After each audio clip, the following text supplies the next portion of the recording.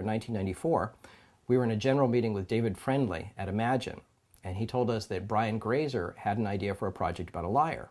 And we said, stop, before you tell us Brian's idea, let us tell you our idea. So in a couple sentences, we told David Friendly our idea.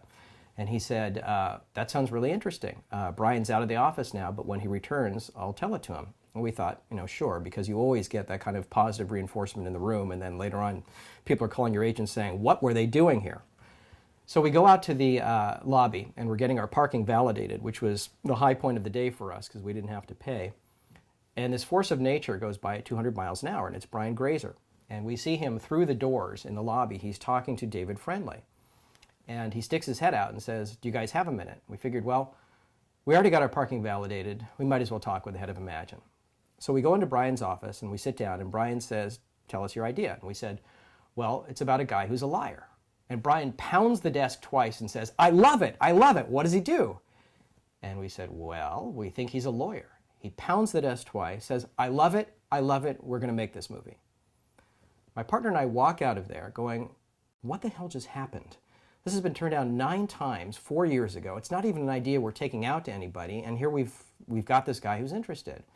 So the meeting was in Century City. By the time we got back to Santa Monica, a deal was already being negotiated.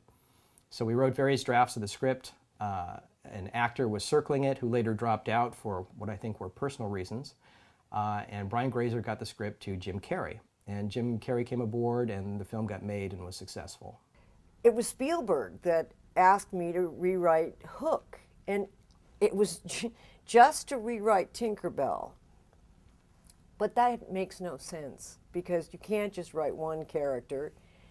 There's another character that they speak to.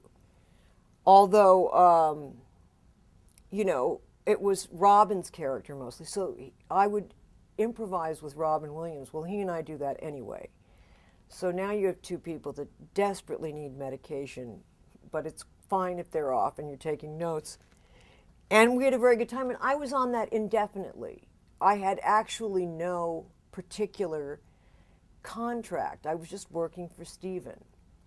And so they finally had to make up what my salary was based on that job, and they had to get me another job for the job to finally end.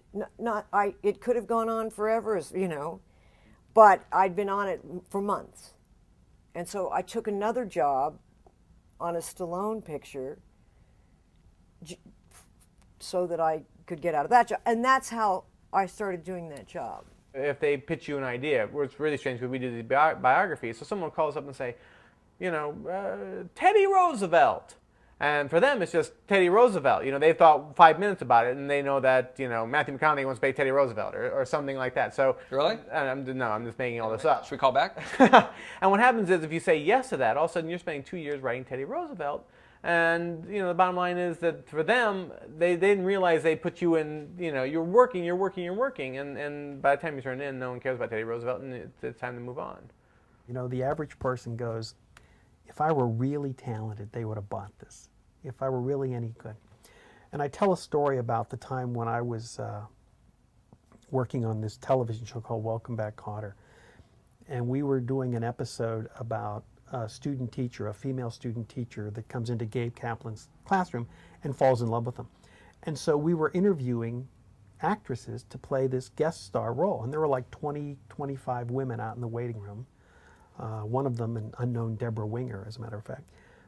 And, one after the other trooped in. They were all fine. And it was getting near lunchtime, and the producer said, look, I'm hungry. The next one that comes in that's relatively decent, let's just cast her and get the heck out of here. So we did. And I remember as we were about to go to lunch, I went somewhere. I don't know whether it was the men's room or down the hall or something, but I was near an open window. And 2 of the women we didn't pick came walking by under the window, and one of them said something to the effect of, boy, my agent's right, I've got to dress sexier. I just have to get over this thing I have about not wanting to show my body. And the other woman said something like, God, I played those beats all wrong. I should have been more like this or like that. And this was stunning for me, because I knew the reason we chose the actress we chose is because it was near lunchtime, and we just wanted to get out of there. And this was nothing that either of these women could have predicted or prepared for. And yet they each went home convinced there was something inadequate in them. When I was accumulating a trunk, something that I didn't even know about. You know, people would call me when I was a journalist, and they would say, do you have something in your closet, or do you have something in your trunk, or we need a piece? And I would say, no, I don't. What I write sells. I don't have a little stack of articles waiting for someone to buy them. Then I became a screenwriter, and I suddenly had a stack of scripts. Oh my God, it was horrible. I just used to think, am I ever going to get a movie made? This is so sad. My parents had something like 14 writing credits, and I thought at this rate I'm going to have to write 98 scripts to have 14 credits. Since everybody speaks the English language, everybody fancies that he can write, or at least that he can improve what a writer has done. So there is no reluctance, no hesitance, and no embarrassment whatsoever at saying, oh, why don't we do this instead of that? Throwing out an idea without considering it, without even asking if it's already in the script, which has happened to me before. I've been in meetings where executives have said, hey, wouldn't it be great if this happens? And as it turned out, the version of the script that they were now giving us comments on already had that happening. Somebody once said, hey, I don't know if it's in the script, but, and he was giving us comments on that script at that time. So they apparently don't take the job seriously, but a number of them, but they take it seriously enough to give those comments, and then you have to take it seriously enough to listen to them, try to deflect the ones that are the worst, and work with all of the rest of them. I also think it has always been hard for artists with patrons. I mean, when Michelangelo was doing the Sistine ceiling, I know Pope Pius was down there going, I think Noah's beard should be a little whiter. Artists have had the creative struggle with the people financing them since time began. And I think this is just the most refined extension of that. Not naming names, but we got thrown onto and then thrown off of a project that one of your other interview subjects who's going to be in this movie also got thrown onto and thrown off of. And you know, we're pretty established, and your other interview subject is very established. And they're just, the studios are very whimsical. They're always paranoid. They're always insecure.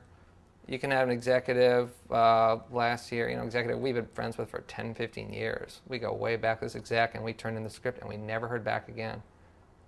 It's not even a phone call. It's just, it's weird. You're never too big to be just swept away, and all right, who's the new guy? Right. It's very odd. It's a strange business. And then they forget. I guess it's that there's a lack of socialization skills. And then they treat you like dirt, and then they forget about it. And then 3 months later, they call you up like, "Hey, we got this great thing. It'd be so fun to work together."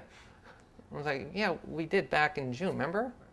One time, I read a script that had been rewritten by quite a few other people, and I took my name off of it, just because I didn't feel like I was the author of it, And it turned out to be a successful movie, and kind of got a lot of people mad. That was not my intention. My intention was, oh, I didn't write this, I don't deserve credit for it. It was X-Men, and it was, a good movie.